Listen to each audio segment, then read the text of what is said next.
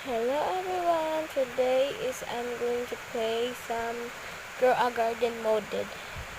So don't worry to tell me if the Grow a Garden is modded or not, or new update, so don't comment that. This is a modded. If new seed, if have new seed is all have seeds. It's times 2,000 times stocks.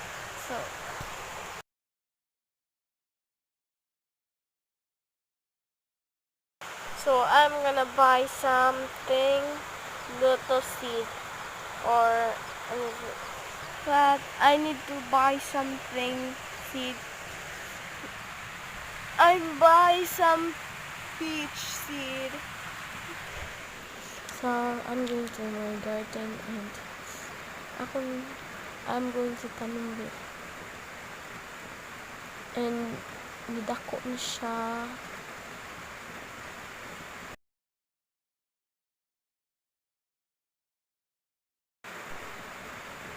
Nidako na siya pag kuan ako. Katong na siya tubo, ako na siyang harvest.